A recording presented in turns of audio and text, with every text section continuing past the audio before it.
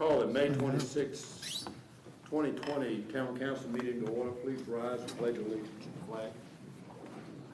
Pledge allegiance to the flag of the United States of America and to the republic for which it stands, one nation, under God, indivisible, with liberty and justice for all.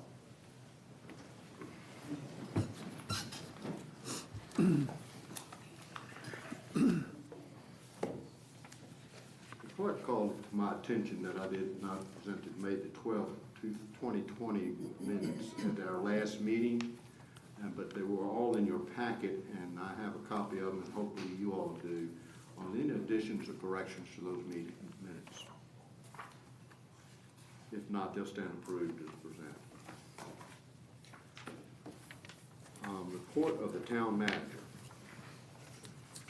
Thank you, Mayor Rush, members of council. I have a few things for your benefit and that of our public. Paving activity around the Centertown area has largely been completed. Work on striping and lane marking is underway, and we expect that'll take approximately a week to finish, but that's dependent on weather conditions. Also wanted to report that due to complications mainly presented by various healthcare directives, this year's offering of Cop Camp has been canceled. Also want to mention that I've been in touch with Dave McCormick. He has indicated that he will proceed with cleanup activity at Bedford Middle School. We can expect to see personnel on site for that purpose within the next couple of weeks. Also wanted to mention, I think some of you are aware, there are a group of citizens who are interested in pursuing a parade idea to honor the Liberty High School class of 2020. They did have a date in mind, but given the timing and the short term of that, they've kind of backed off on that. But they're still interested in doing something, and I bring that up because if you have insight or direction to pass along, I know they would appreciate it. And that would also help staff, so I'll... June 12th. That's the date they're looking at now. Okay. Is that a Friday as well? I'll comment now, or we wait till you're finished? Well, I have other items too. All right, we'll finish and then we'll come back to that. Okay. Well, part of my... Well, the other thing I want to say was I was going to defer to Chief Foreman first. Well, can we talk about that then, and we'll... Okay by me. I spoke to Chief Foreman and suggested we do something much like, and I hate to use the analogy of a long funeral procession, where you just lead it and bring it through town and stop traffic as you come. So we're technically not closing the streets.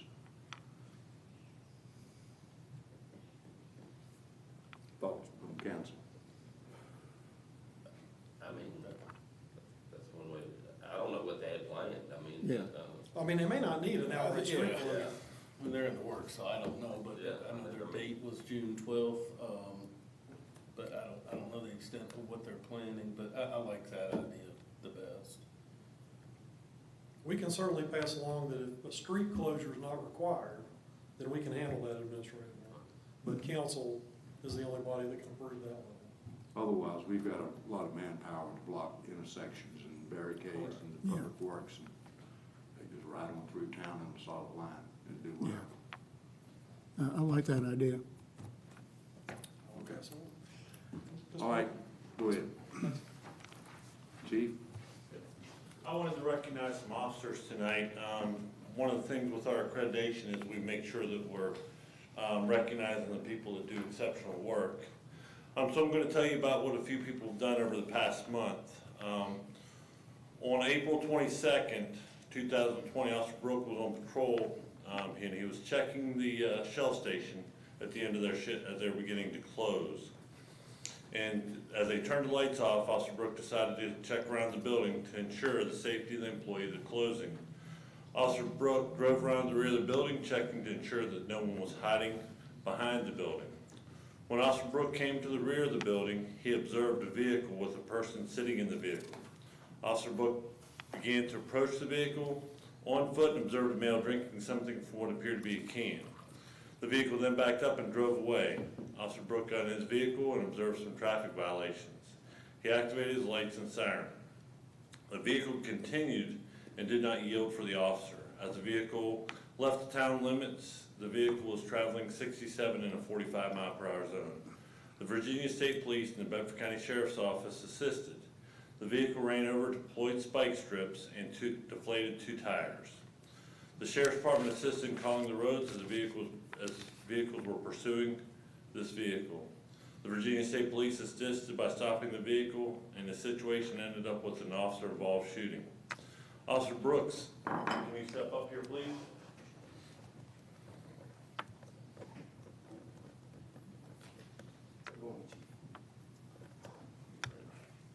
Officer Brooks' actions are to be commended. Officer Brooks acted in a manner showing values of the department, courage and teamwork, and respect for the people who worked in the store. We may never know what Officer Brooks prevented or the lives he saved with the actions he took that night.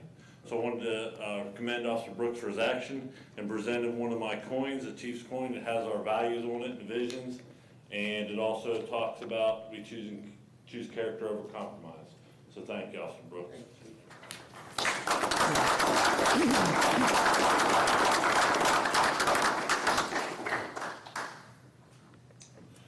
The next officer, on about April 20th, Officer Lawhorn, he took a larceny call in regards to a number of license plates being stolen within the town limits. During his investigation, a suspect vehicle was identified and the information was shared with the Sheriff's Office.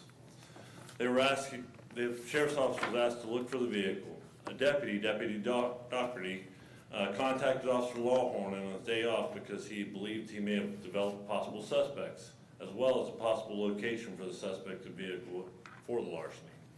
On April 29th, the deputy and Officer Lawhorn both briefed their sergeants on what information was developed, and they were granted permission to work together to attempt to solve the case.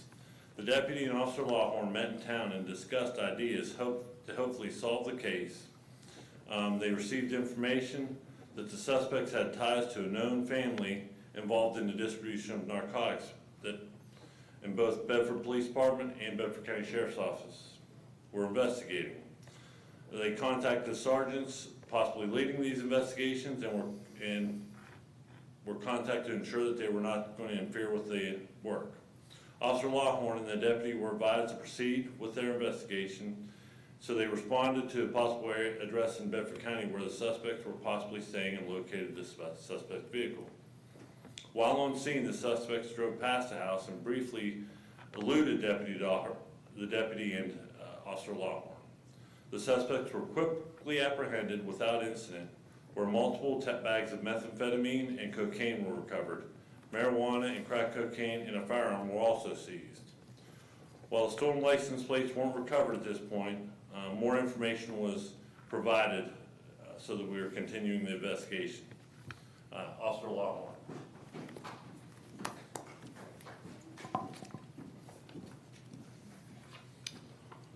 Officer Lawhorn is to be commended for his excellent teamwork between all parts of the police department and the sheriff's office. Officer Lawhorn's actions show the values of the department, courage, innovation, and teamwork. Thank you for a job well done. Thanks, sir. And this,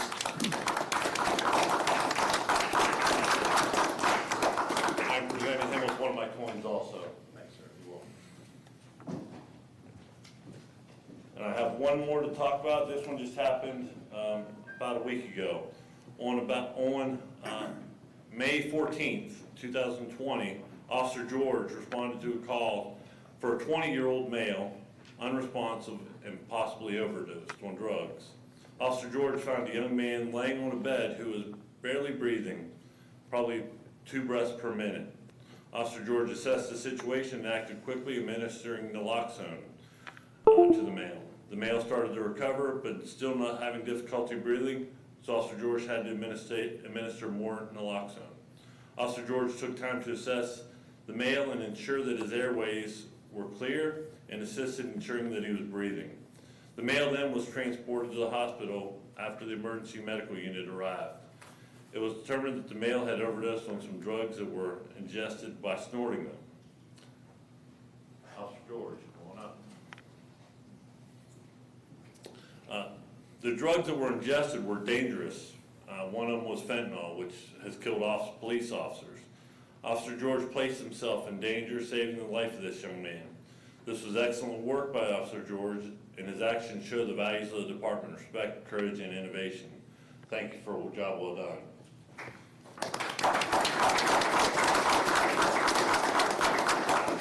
One of the other things I want to note with Officer George is this is not the first person's life he's saved in the town. He's done this numerous times and not been recognized for it. He's used his tourniquet and naloxone several other times and saved many lives in the town. So he's doing an excellent job for us. I'm presenting him with my coin also. Thank you. That's all I had tonight. Good job, thank you. That also concludes my report, but I'll be pleased to respond to any questions you may have.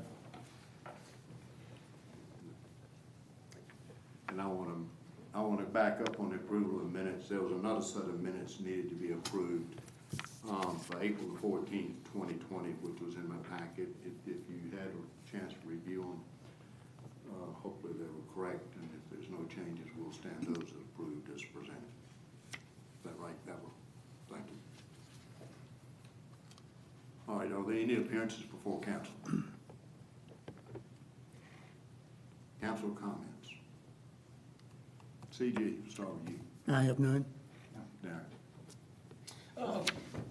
Go ahead and say that the graduation garden seems to be a big success. Anybody who hadn't seen, take the time to go by there and look at it. It's pretty unique. Well, thank you and Tim and the Minuteman Club for coming up with a marvelous idea. And town manager cut the grass. So. Yeah. Town manager, we push no more riding on. Right. No, riding on. Okay. I have one comment. Oh, go ahead, Tim. I'm good. Stacy. I just want to thank Councilman Johansson for all the nice flowers he's hung around town, so. Bruce. No comment. Thank you. I've just got one comment. I'm not gonna play political, but the governor today tried to tell everybody he was gonna wear a mask, and we run the town of Bedford, and he's not gonna tell localities that we're gonna run our office. And you got a choice to either wear your mask or not wear your mask, but it's not Commonwealth's position to be dictating that. I'll leave it at that. Report of council committees. The finance committee met earlier this evening, whatever the year-to-date financial report, everything's looking pretty good there.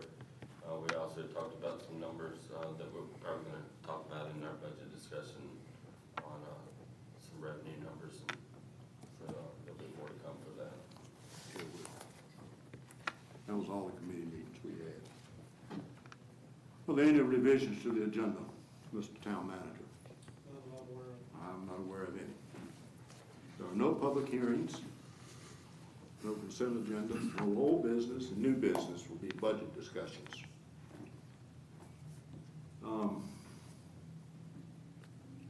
Bart, do you want to kind of take it, or do we just want to open it up to the council to discuss it, or how do we want to go about this? Staff has, submitted a proposal for the fiscal year 2021 budget. We're happy to respond to any questions you have, but ultimately it's your prerogative to discuss it and decide what you're comfortable with, and ultimately to see how we move forward. Staff's available to answer questions. That's where we are. And we need to do this by the end. June 30th. June 30th, so we got 2 more meetings after this. So June 20th, I thought. 30th is Okay. The finance committee just met. Yes. Yeah, so, and I think maybe Sonia might be the one, if she wants to present. She gave us some tax analysis and some revenue comparison. Do you have one for everybody, Sonia? You do, okay. So maybe Sonia, if she could present that information to us, and then we can kind of discuss that a little bit. I think she identified the 3 areas of taxes that may be vulnerable based on what's going on with our economy.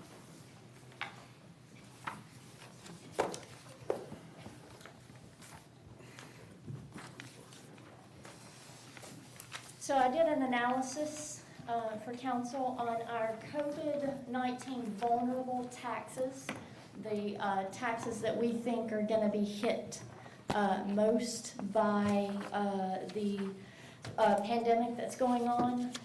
Those taxes include our local sales and use tax, our mills tax, and our lodging tax. So I provided council with a snapshot of our current fiscal 2020 year-to-date by month, our previous fiscal 2019 year-to-date through April 2019, and then our previous fiscal year 2018 year-to-date, to allow you to compare where we are in the ebbs and flows of those particular tax categories every month for the past 3 fiscal years. According to my analysis, year-to-date, as you know, mills tax lags a month behind. Restaurants are allowed to pay their mills tax the month after those mills tax are collected. So what you're looking at, for example, April 2020 would be your March mills tax. Approximately half the month of March was closed. So you will have a dip in your April 2020 mills tax as a result of those restaurants being closed for people to seat indoor seating. So as you can tell, we didn't fare too bad with half the month being closed. We still collected $96,000 even though those restaurants were closed half the month. Had we not had to close them, we would have had a banner month in mills tax as far as the collections go. The fiscal year 2020, on those 3 categories year to date, we have collected approximately $36,000 more than we had our previous fiscal year 2019 on those 3 tax categories. And we had, as of April 2020, we had collected $47,404 more than we did those 3 categories for fiscal year 2018. So all in all, our collections are staying relatively strong. Now, the unknown variable is what your May, these taxes in these categories will look like in May. Because that is a full month of closure for indoor seating for restaurants. I will tell you what we have seen as far as collections. The drive-throughs and the carry-outs are still pretty strong and pretty, solid in the business that they're doing. But until they actually submit their final numbers, we won't know what that's going to look like, and that won't be until earlier in June that I'll have those figures in. So I wanted to provide council this tax analysis to kind of offset any anxieties as far as the collections, knowing that we've collected $36,302.06 more during a pandemic than we did the same months in our prior fiscal year, gives a sense of, a sense of relief as far as we thought we were going to be hit really hard in these 3 tax categories. So hopefully May will surprise us and not come in as bad as we're anticipating, and we will be able to offset any loss that we see with other revenue categories. If there are no questions on that particular sheet, we can look at the second sheet that I have provided you, which is the year-to-date report for what we look like for general fund taxes in a fiscal year. And I provided to you all of the general fund taxes for fiscal year 2017, 2018, 2019, our budgeted 2020, and our April 2020 year-to-date amount. I just kind of wanted to give you those figures to kind of gauge where we are previous fiscal year in comparison to where we are year-to-date in the current fiscal year. I would like to note that we haven't processed any transfers for this fiscal year because it's only April, and so there are expected income that we have not received because we are only in April of a fiscal year. So we have 2 more months to generate revenues on those particular general fund revenue lines that I've provided to you. But it's, as you can see, we're anticipating being on target to where we were. The only variable may be the mills tax in May. That's the only unknown that we have at this time. If you'll note, the sales and use tax, we've already collected more than what we did the prior 2 fiscal years as of April 2020. So we can only go up from there if we do collect more for May and June. We've already hit the mark, the standard on that particular line. So, and our lodging tax, transient occupancy tax is about where it was on the prior 2 fiscal years as well. So really the unknown is our mills tax for May, and I'm hoping it surprises us and comes in better than what we anticipate. Are there any questions regarding what I've provided to you? When you said transfers, what transfers? We usually do a electric fund to general fund transfer at the end of the year. We have $400,000 budgeted this year to do, and that's usually done at the end of June, before June 30th, before the last day of the fiscal year. Are you anticipating no drop in the electric fund, even in light of mass unemployment? Actually, the electric fund, I don't know if you reviewed the financials that we had delivered. The electric fund is stronger than we anticipated. There are some some collections issues as far as we're not allowed currently to turn off any of our utility accounts due to non-payment. So there is a collection piece of that we're under collecting. However, the month of April, we did collect more in revenues than we spent in expenditures. Not as much of a collection as we usually have, but at least it was a positive collection over what we expended. You noticed a drop, though. I'm sorry? You noticed a drop, though, recently? I noticed a drop, yes, sir. And we have a list of all of our uncollected, and we're working on devising ways to assist our customers in getting those paid. Do you all make like payment plans, work out? We are going to allow a payment plan for those who, because obviously if they're not paying their utility bills, those bills are growing and growing and growing, and Right. they're not going to be able to pay it all at once. So we're in discussions on what that would look like best for our customers. Right. So we are doing that. I would think overall usage would be up with so many people at home, working out of the house and all that. I would anticipate it, but our ant bills have dropped slightly, and I think it's due to the mild weather that we've been having. So true. I think that's a factor in that usage. Probably So, less demand in commercial use. so that's Well, true. That's a good yeah, point too. that's I right. think it's a number of variables. Can you provide a number of past dues? I can provide you an amount. The actual accounts are confidential. Dollars. Dollar figure, I can provide you with the amount. We have pulled those. I don't have that number in front of me right now, so I would hate to speculate. But it is, it's a considerable amount of money that we have not been able to collect.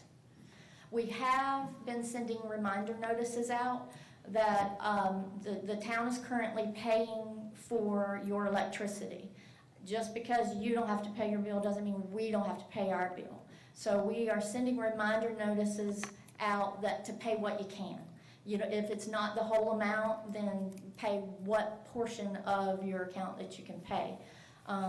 But until the governor lifts the ban on utilities, there's not really much else we can do besides sending a reminder notice out every month and reminding them that they've already used the electricity that we've paid for on their behalf, And they basically owe us because they've used that electricity. Maybe the governor writes a check. So I have a question. I'm working on that. So I have a I'm, question. seriously, yes, sir.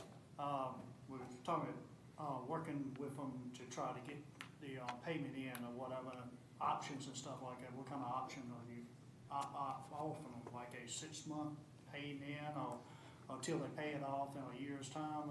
Our utility billing system allows us to set up payment plans. And so we have kicked around a 6-month payment plan of taking their debt, what they owe on past due balance, and dividing it by 6 months and allowing them to pay those in installments in addition to their current bill that they are accumulating on a monthly basis. So that's what we're anticipating right now. We don't have that criteria in place yet. But that's what we're discussing. We do have the means to do that through our utility billing system instead of having to do anything by hand. So we have put all of those key pieces into place. Sonia, any idea of how many customers you're talking about? I mean, are we talking about 100, 200, 300? I would say in excess of 300. I can't give you that exact amount right now. It's early in the analysis of that, but I can provide that to you in our next report. I can send it to the town manager and let him send it out in your weekly report. Gross amount of what they. Yes, absolutely. And maybe kind of a breakdown between residential versus commercial. Just Yes. to have a feel for that. Yes, we can do Be that. good information too. Yes.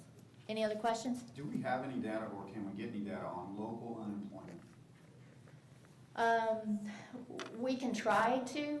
I will tell you, since we reverted to a town, we are no longer counted in the census. So as a town, we are considered part of the county. So we don't have an individualized count. We can try to though, but in the past, when I've tried to get that information, it's been unsuccessful from the Census Bureau. It just seems like it's early to say, we know what we've been able to generate in the way of revenue, but we really don't know 4 months from now. No, and it all depends on when the governor starts allowing us to collect put our utility payments at the forefront again. So, As far as projecting next year's needs, it's just what we're gonna have, and right. it's just very difficult. I will tell you, we have some amazing customers. Some customers, even though they don't have the means, they're still doing their due diligence to pay their electric bill. But there are some customers who are not so diligent in that, and those are the ones that we're gonna have trouble collecting. But we usually have trouble collecting on them anyway. So we'll just have to work with that segment of our customer base and try to encourage them to pay for the electricity that they've already used. There should be a breakdown under the VEC based on the zip code, so it's usually running about a month behind time. Yeah. Perhaps you can help us find that information, because my attempts to contact the Census Bureau have failed in the past. You're going to find it in the Employment Commission's Okay. database. And they have a public database that you can look at, so. Great. Any other questions? Not right now, I'm sure we'll have some here in a minute. Any Okay. other questions regarding standing of our current financial situation? Well, I'll start. So, one thing I've got out of this tax analysis is the town of Bedford was doing really, really well. Everything was going gangbusters until April 2020 numbers. In April, that's reflecting the March meals tax numbers, which, like I said, was closed for 2 weeks. Year over year, you're looking at a decrease of about, close to $30,000 in a 2-month period. My concern, and no one can predict how long this is gonna last, but the meals tax is our second largest source of revenue after real estate taxes.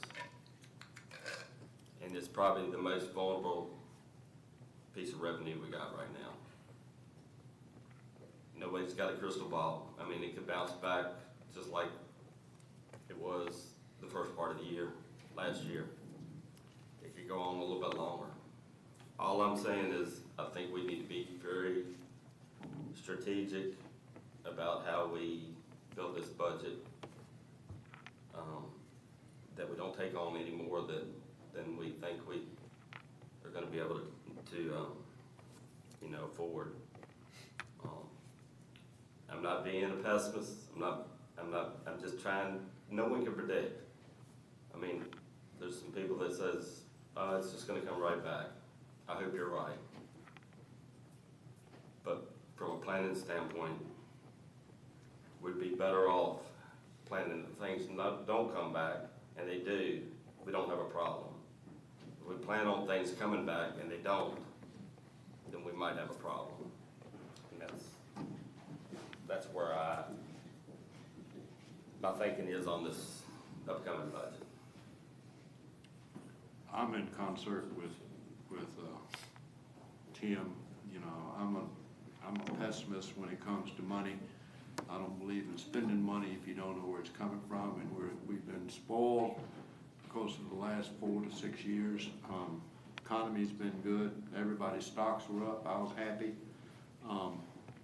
But I use a simple analogy. You don't go buy a car if you don't know how you're going to pay for it, or you don't know if your job's going to be there. And we're very conservative, and most of us up here are.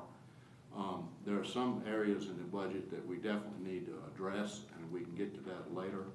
But I think we'll be okay this year based on what Sonia said. But $28,000 loss in meals tax in 2 weeks is a pretty good hit on 1 point. Meals tax revenue is 1 point. About $1.4 million, roughly a year. $1.4 million. Compared to 1.5 is what our real estate tax is, so that's pretty obvious how important this meals tax is. Now, I know a lot of drive-throughs going on, they're doing very well with takeouts, but there's still restaurants that are closed. I mean, it's bad enough that the EDA had to come out and help support 28 or 29 retail organizations in the last meeting just to keep the doors open. I hope things come back gangbusters, but I'm just not of the opinion that it will. I think it's half the people, don't want to go into a building and like it used to, a restaurant, sit down. They will be cut back on the tables. The unemployment rate, nationally is what, 20.5 million people? Or 35 million. 35 million. I don't know what our unemployment rate is. Hopefully you can give us an idea. But people are not working, and so they don't have disposable income. And that's what was great before this happened. I think we've got to seriously look at some line items in this budget. I'm going to make some proposals on some of them. We act like it's going to be terrible until the first of the year. In the first of the year, we can look at our revenues, and if we can afford to do some of these things that I'll just go ahead and say them. The bonuses, the COLAs,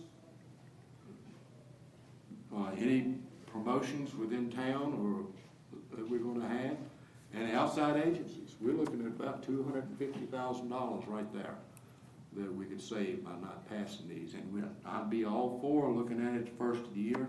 If we have the revenues and we can afford it, we do a budget amendment and we address it. But passing this next budget, I will not vote for all these things that I just mentioned.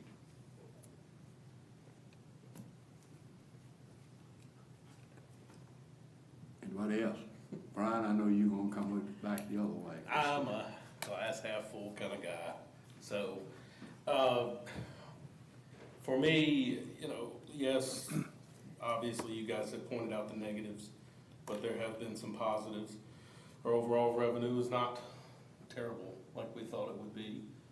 We've still got a couple months to go in this fiscal year, so we'll find out whether this fiscal year is solid or not. But going forward, to be honest with you, I thought we put together a pretty daggone good budget. And so, you know, I for one, people pay their taxes and do their responsibility. I'm not looking at this budget to cut it even more. I think, you know, that I look at it, it's a solid budget. If we were, I guess what I'm saying is if you were looking at things that could have been cut out to the budget, maybe we should have done that to begin with and not after the fact. I think we did a really good job with this year's budget. We didn't ask for capital improvements. We've been solid. You know, we haven't been out here spending money like crazy. We're pretty daggone solid with our budget. We don't have a lot of loose ends in there.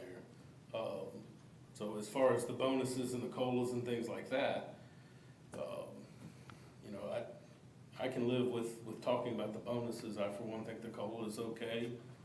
Cost of living doesn't go down if you're a government employee, so I'm not sure.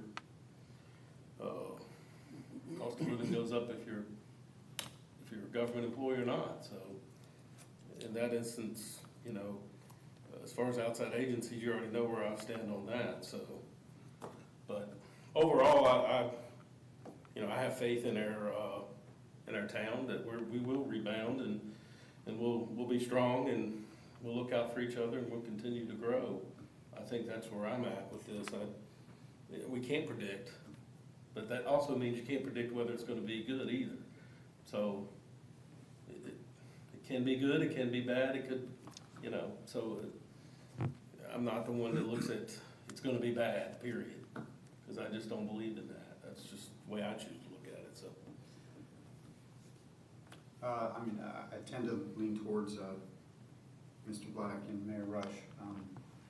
It's just, I don't know that the optics are real good on, and not that it's not deserved, but raises and bonuses when people are losing their jobs left and right. It doesn't look real good. And I get it, cost of living, but I mean, these are different times we're living in right now. It's unprecedented. So I agree with the analogy. You can't buy a car if you're not sure if you're going to have a job in 2 months. So I think we do have to make some cuts. I think we need to revise the budget. The world looked a lot different in February than it does right now. As far as what to cut and how to go about it, that's something we're going to have to work through. But I agree that we're going to have to make some changes.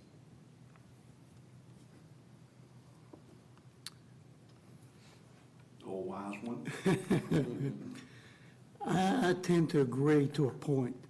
We are going to have to probably look at it and make some cuts. I will say this, I'm opposed to cutting a cost of living raise. The employees are the backbone of the town. I've seen this happen in my previous career. I know what it does to morale, and I know the hardships it puts on supervision and management also. So I would be in favor of continuing with the cost of living raises. Outside agencies, yeah, I'm okay with reviewing that, holding off till first of the year. But yeah, we are going to have to review some things. But as far as the employees for the town and so forth, I think we should continue with that because they've weathered the storm and continue to do so. They are doing their jobs, doing the best they can under the circumstances, and I'm all for giving them the cost of living raise that's in the budget. The bonuses, yeah, we can maybe possibly put that off till first of the year, but I would not want to cut the cost of living raise because we all need a raise. And yeah, we can say people are unemployed, but the ones right here in town, they're working and doing a good job. They're keeping the lights on, picking up the trash, and doing their normal duties. So, but yeah, all in all, I'm more of a optimist. I think we're going to be fine in the long run, but until we get through these bumps in the road, these foggy days and all that, we can't really see that far ahead.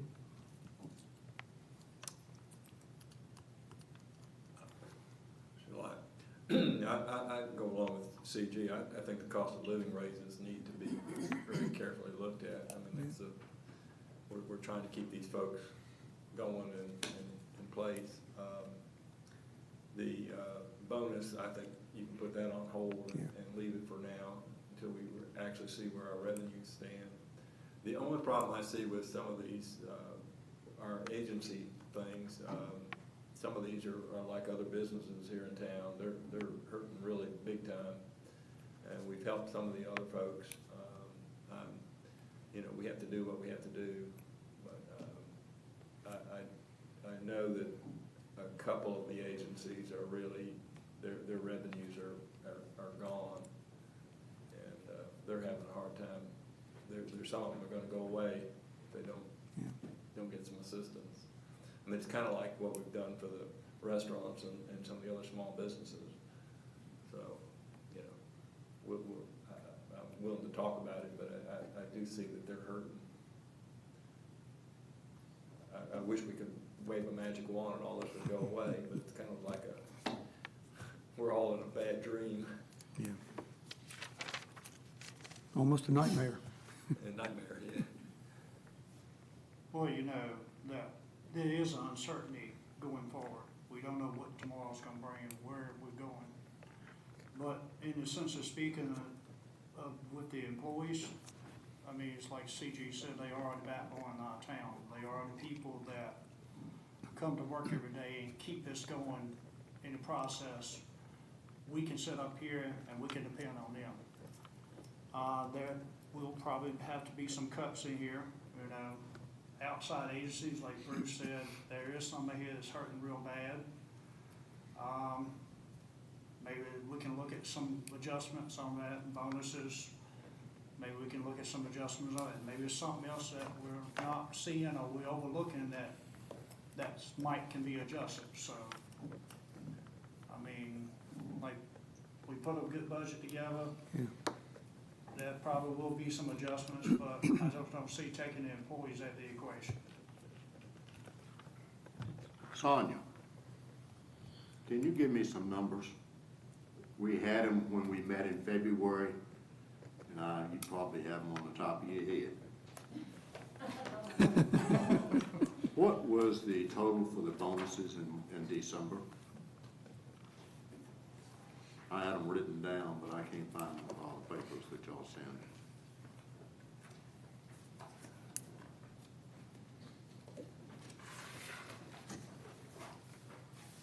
I'm gonna give you some real numbers first.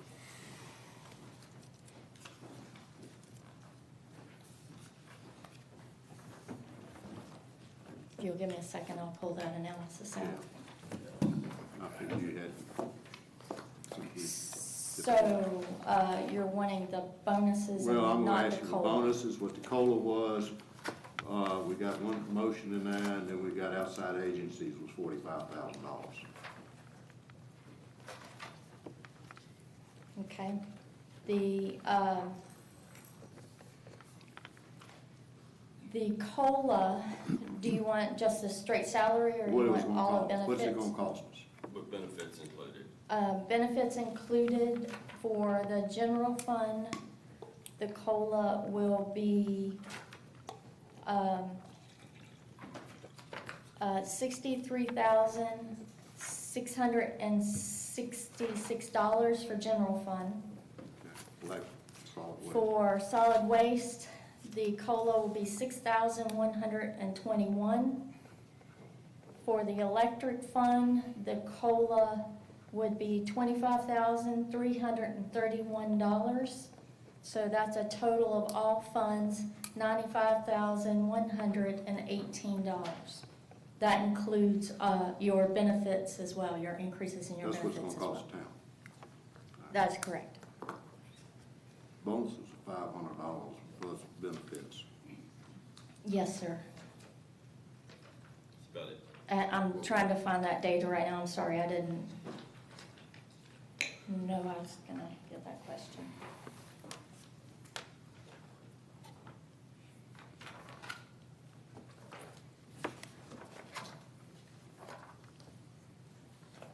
I don't have that amount in front of me. Like me, I thought, you find it, Tim? It was somewhere like around 60, I thought 65, Yeah. something like that, across all funds, yeah. 65 is a good number. I bet, I thought it was more, we did more, I thought it was around 80. I can either run down to my office and get that analysis for you, or give it to the town manager to include in his weekly report. but just say 60 for right now, Okay. discussion purposes, that's close. All right, Mr. Mathematician, what is it? 155,000 Okay, between those two, the bonus and the cost of living. okay. Plus 15 was on the promotion, I think. And then outside agencies was 45. So 160, 170, 215. 215,000. So I just want to remind everybody, believe me, our employees are the backbone of the town, and I think the world of the job they do for us. But I do want to remind everybody, we gave a 2% cost of living last year. We made adjustments when we, several years ago, when we did a salary survey. We made adjustments in one department several years ago when we were looking at a lot of turnover. So we continue to fund the health insurance. It continues to go up every year. It went up about 4.5% to 5% this year. We had increases in retirement this year that we've got to fund. I mean, the cost of living hasn't gone up this year. I looked at the consumer price index yesterday. From April to April, it went up 0.3%. I mean, that's just data. I mean, it's nothing personal, it's just data. So, and it's gone down in the last 2 months. I just throw that out there. In an unknown world, do you really want to increase your operating budget? I'm okay with maybe looking at it at the first of the year, you know, to see if revenues do come back and we don't have an issue. Then you're looking at maybe a half a year of an increase. But to build a budget in today's environment with this many unknowns, I have a lot of heartburn with that. That's just kind of where I am. So you're against giving a cost of living raise, that's what I'm understanding? At this particular time, Okay. I'd be willing to look at it at the first part of the year. Well, that's the only thing I'm not for. Right. I mean, I'm for giving employees what they deserve. Well, You know, if the cost of living is what percent, 0.3. then we could give that instead of 2%. but y'all are missing the point. People expect raises. Yeah, I've been through exactly what you're talking about, Tim. I mean, grade adjustments and all that, and bring it up to where other power companies are on the West Coast or whatever. I've seen that, but the employees expect an annual raise. And that's some point I'm making, regardless of what the economy is doing. And, And what, 95,000, that's what we're talking about? I mean, another piece of that whole equation that, CG, because I know some of this has gone back previous years, is we talked about instituting a merit-based system, which I think a lot of us support, instead of the cost of living system. But that's Well, not in play right now. And let me, and Bart can, and I'm not going to get into any details here, but that depends on what they vote on for unions and all that. So that merit system may go out the window. It kind of depends on what direction that goes with the current administration.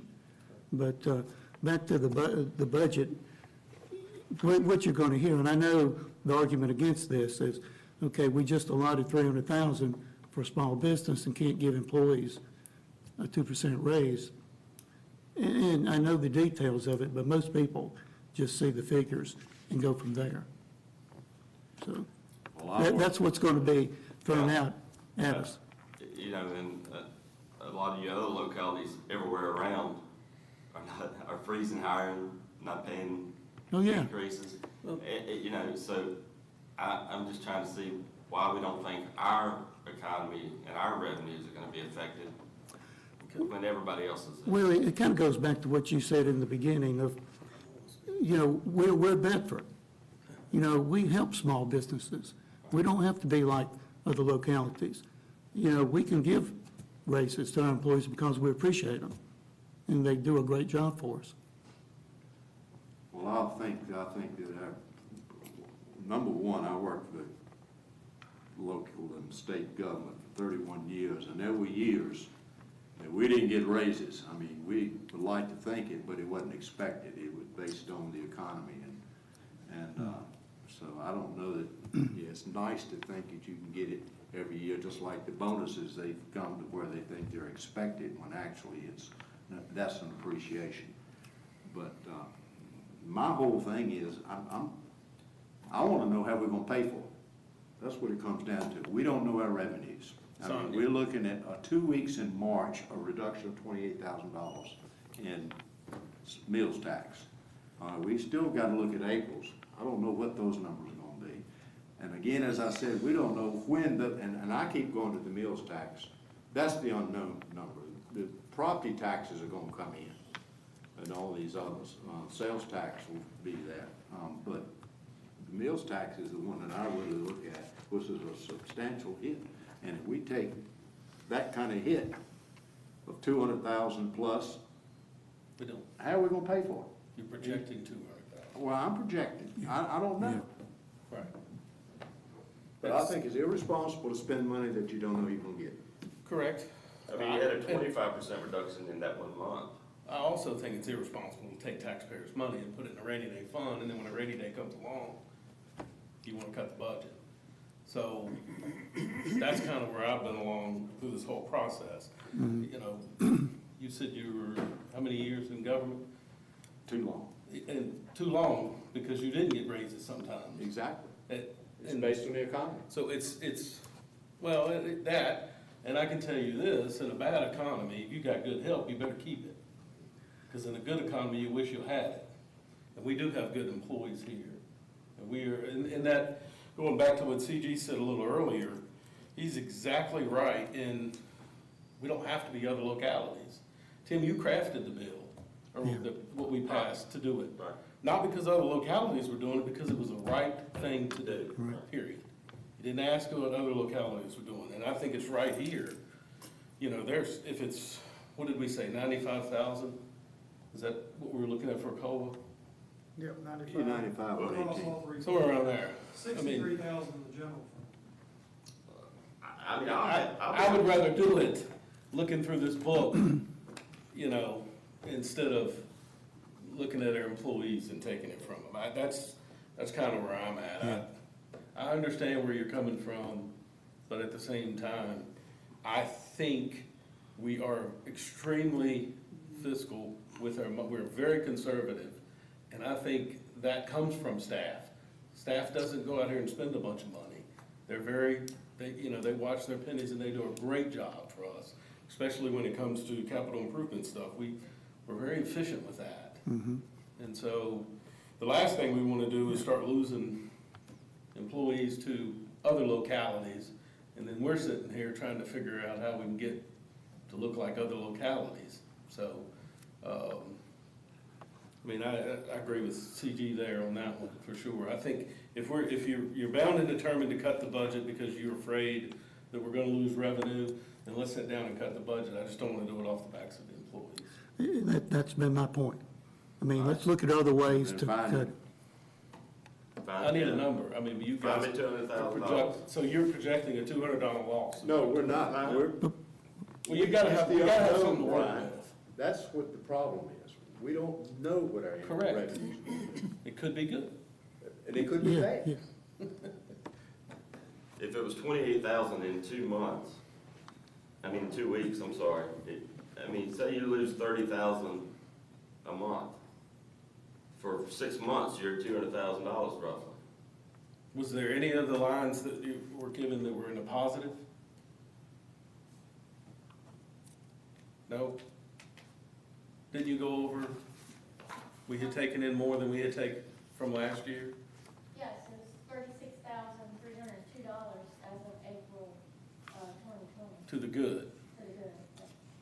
Okay, so, Yeah, but you can't look at the whole year when the world changed in the middle of March. You can't look. but I'm saying, You can't look at that. but you can't take one piece of the pie of negative and Well, then let's overlook. wait and get another month's worth of data then. We Let's had the see- most, let's we had the see most what the major real tax economic is. calamity happen in my lifetime in the last 2 Right. months. Correct. And we're gonna keep the same budget we had before that happened? I just don't It's- see it. I agree, if there's other places to make rational cuts, but I just think to be prudent and reasonable, to say that we haven't felt the full effect of this yet. We have Great Depression level unemployment across the nation. We're gonna get affected. We don't know how many business closures if we get. Right. We don't even know how many unemployed people we have in our locality. I hope it doesn't happen, but it's happening around the country. And why would we be immune to it? Nationally, they estimate it's running well over 25%. They don't, they're quoting like a 20% right now, but they don't know because there's so many people that the system has not picked up. So, It could bounce back quick because it was a government-imposed shutdown. It wasn't like the banking collapse of 08, 09. So it could turn around, but the stock I market just don't says think that. it would be wise to keep the same budget we had before this massive calamity. And this budget was lean, there was no capital in it, it was basic, pay to build budget. But that was in February. It's not about the employees, I think they're great It's too. not. It's like, well, I worked for the state for 7 years, I know what it's like to go a few years without a raise, it happens. Commonwealth of Virginia is not, at least before this last administration, wasn't throwing money around. So, Bruce, you've worked for the state for a long time. I've worked for the state a long time, and we went for years without, and then and don't even get me started on merit. Right. That program is so useless, it's not even funny. You have to, I won't say, it's just, it doesn't work. Okay, so what do y'all wanna do? Look at the budget the next, well, we'll be passing the budget and doing everything else, because we won't know the income revenues till the first, June for April. Right? Yeah, we'll know April's in revenues the 1st of June. May will come in about mid-June, yes. I will just note this, if we don't have a budget adopted before June 30th, we can't open up our offices downstairs. We have to have the budget We'll have a loaded. budget, we'll have a budget. Well, we have to have it loaded in order to use our financial management system, so. We'll have a budget, Okay. What's wrong with the idea of deferring the raises for 6 months to see what happens, to the first part of the The idea year? of keeping them in there. Huh? What's wrong with the idea of keeping them in there? I don't know what my revenue is. That's why I'm asking that, I don't know, I guess my thing would be the adverse effect is you're telling your employees, pretty much. Brian, I think We our don't know. employees know the dilemma that we're gonna be in. Okay, It's listen. not gonna, I'm not the only one with that opinion. well, So, you're one of the big guys. Can I make a suggestion? Sure. If we took something out of the budget, just hear me out. We can look at the numbers throughout the summer, and we can come back in October, we can make an amendment to the budget, correct? That's what we're proposing. So if we left the COLA in there and just took the bonuses and look at what numbers we had when we come October, and then we can decide on if we wanna do the bonuses in October and make an amendment to the budget then. And that will help on some of the numbers that you were talking about. It's not taking a complete. Look, I'm okay with eliminating the bonuses. I'm okay Yeah, with yeah. that. We can have that. Yeah, I'm fine with not I'm doing not the bonuses advocating till first, yeah, I'm just think we should give the raise. Yeah, but we can come back in October, amend the budget, if the numbers look good, then we can move forward with the bonuses. Yeah. We're saying the first of the year, Stacy, to give you a full 6 months. Well, you know, Right. it'll depend on this at Christmas, not the first of the year. Well, We're here to run a budget and run a I town in the understand that. dollars, and I'm sorry. Well- I I'm understand not that, here- but Well- some people, they here at Christmas time, when they trying to buy for the kids and stuff like that, they need that couple of extra $100. Not saying that we can do it, but we can take a look at it.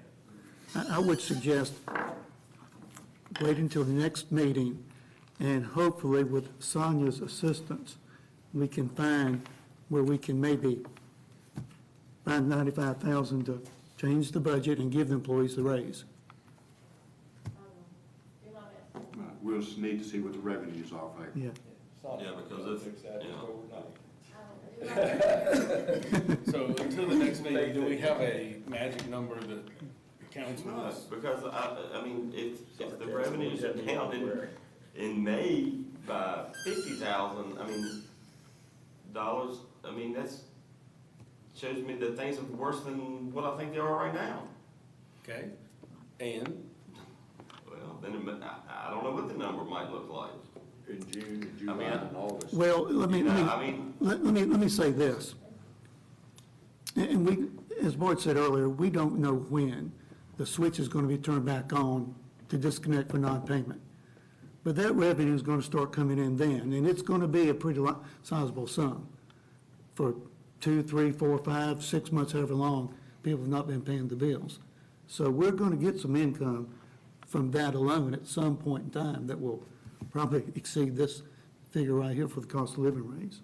And that's why I'm pushing for deferring it until Well, we see let's that see. coming in. That's the only reason. I'm not saying eliminate it, I'm just saying defer it. That's the only one that I'm And that's, correct. not agreeing with because, once again, because we're taking away from what I call the backbone of the town. That is, every employee here has done their job and done it good. From Bart and his staff on down to the police, to electric, to everyone else is still doing the job, and they deserve a little raise to, if nothing else, to show our appreciation. So that's my little spiel. Well, we need to see the revenues, and if you're gonna stand with that, then we need to find out if we'll make it up if we don't make the revenues. Mr. Mayor. And you don't go into rainy day fund to balance the budget. What do you go in the rainy day fund for? Some of these projects that you'd like to do down the road, and remember, we just talked about, we gotta have a 25%. Then should we change it to a project and not a rainy day fund? No, Brian, you don't balance a budget on a rainy day fund. Well, I'm asking the question for seriousness. No. The rainy day fund is for when you are in a situation that we are currently in. That's why it's called a rainy day fund. Well, prior year reserves, what do they call it? It's for emergencies, is it not, Tim? Is a raise an emergency? yeah, is it a raise in emergency? No, it's a loss in revenue? You called It's it a loss of called it the largest Economic economic calamity, yes, calamity, in my then lifetime. that would be a. Right, that causes, right, but we still, that means you have to spend wisely on things that And I are think, essential. correct. And again, this is not a comment on the quality of our employees at all. But if there's ever been a time to hold on giving a raise, I think it's now. Okay. So I have one question. for the One question, then we're going. Town manager. Are we getting any kind of assistance from the state for this epidemic or anything like that? There is a fund, pot, let's call it a pot of relief money that's allocated on a per county basis that we are cooperating with the county to apply for. I will tell you, there's no guarantee there. It's gotta be qualified funding and it's new territory. I mean, it's a contingency. So the short answer is possibly. And we are pursuing that, but I can't tell you there's a guarantee that we'll pursue that. Thank you. Another unknown. Oh, no. Oh, no. All right, we've had a lively discussion, and we will not be able to address this until the We're next still meeting, and friends. I don't know that we'll address that then. We're adjourned.